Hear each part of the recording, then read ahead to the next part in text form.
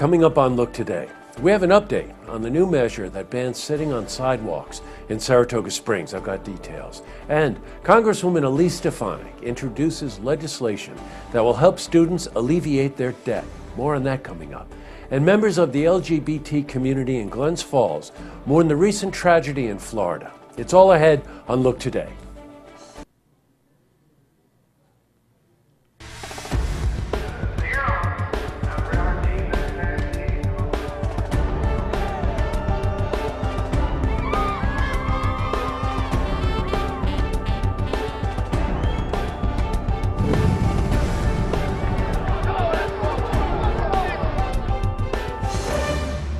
Welcome everyone, I'm Jay Hood Jackson and this is Look Today. Tonight's program, I sit down with Mark Petrie. He's the president of the Glens Falls LGBT community group called The Bridge. He's here to talk about the upcoming Gay Pride Parade happening on June 19th. I also sit down with Jim Cronin. We're on location at Cronin's Golf Resort and we discuss new changes to the course. Plus, we have your weather for the Tri-North counties. But first, these headline stories. Well, in our lead story, here's an update on a story we've been following very closely. In recent light of the measure passed in Saratoga Springs that would ban people from sitting on sidewalks, the community has responded in a variety of ways. Many believe that the ban will be instrumental in tackling vagrancy in downtown Saratoga, while others believe this is a blatant attack on people's rights and that the homeless are being targeted. Well, Mayor Joanne Yepsen stood opposed to the measure that the City Council passed and believes that the city can find different ways to deal with the issue of vagrancy. Well, today we spoke with Gregory Veach. He's the Chief of Police of the City of Saratoga Springs. The police department does not and will not target the homeless for any sort of enforcement that is not reasonable. We address behavior. This ordinance is the law now, and it gives us another tool to use. But I would not expect the police to be out prioritizing this and aggressively making arrests for people sitting on the sidewalk. Now, according to the Saratoga City Council, the sidewalk sitting ban was passed on the grounds of public safety. So we asked the Chief of Police about police procedures regarding this new measure. Well, if someone's blocking a sidewalk, laying in the middle of a sidewalk where people can't get past, this ordinance certainly addresses that. But there are also other laws that address that. So an arrest could be made for someone who deliberately blocks the sidewalk where people can't pass. Okay. On the other hand, a lot of times with minor violations, they can be addressed with warnings or simply asking people to, move along or move to a different area. And generally, people will comply. Like I said, I don't think in general there is too big of an issue. This is just another tool that the City Council has given us, and we'll use it appropriately and responsibly.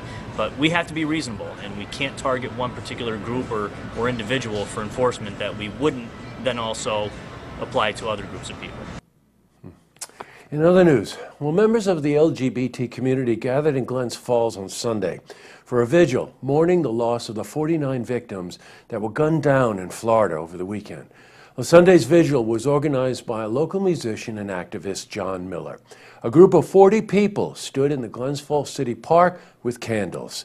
Now, they came together as a community to remember everyone that although this tragedy is truly frightening, they are not afraid and must stand strong against hatred. Well, we spoke to John about the tragedy and the vigil. The only real necessary thing to do was organize a vigil. I saw, many vigils popping up across the country and across the world, actually. And I thought, it was very necessary to organize it. So I put up an event on Facebook at about 2:30, and by 7:30, there were 40 people in City Park, and it was really, really amazing. I was very pleased, and it was very touching, and it was good to sort of unite. John, by the way, is a very talented musician. I've seen him perform.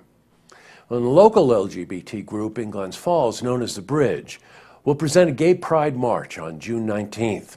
I'll also sit down and talk to the president of the group, Mark Petrie, later on in the show. Well, switching from news to weather. This morning brought cool temperatures, but proceeded to heat up throughout the day. Let's see how the week is shaping up. For a more detailed look at our weather, we're going to head to the Glens Falls Weather Center for a look at your first forecast.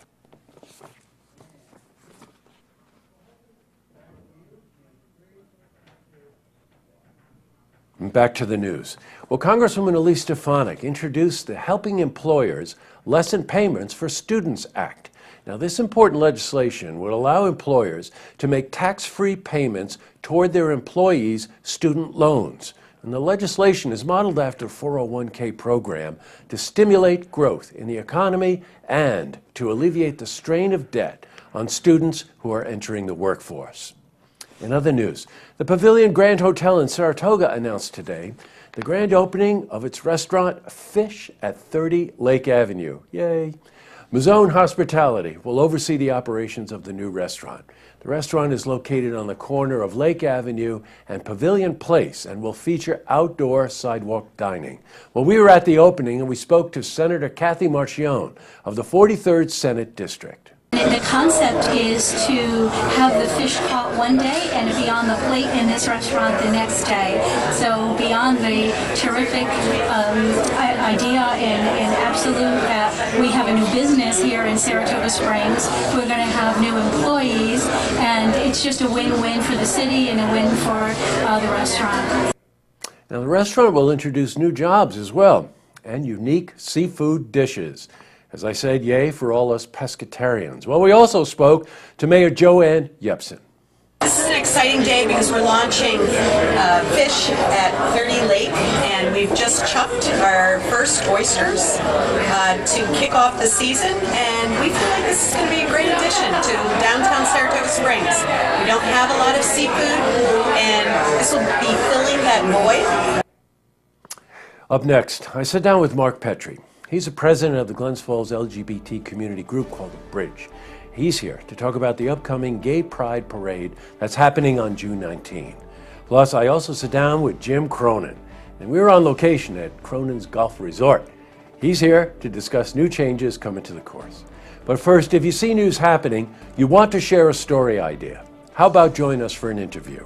Give us a call on the hotline. The number is 798-8000.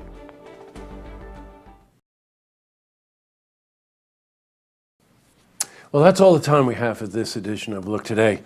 Well, tonight's Look Out is kind of personal. You know we're a community station and we don't cover national news. But when I was talking to my friend Mark today and the coincidence of this Sunday being the Gay Pride event in Glens Falls, I'm reminded of the power of hatred and divisiveness. And there is no simple answer. But when it becomes acceptable to use racism, to belittle people, to threaten minorities, you have to ask yourself what's next. Sure, that appeals to the lowest common denominator amongst us, but really, what does that prove? Hatred breeds hatred. According to John in the Bible, he that says he is the light and hates his brother is in darkness. Or as John Lennon said, I hope someday you'll join us and the world will be as one.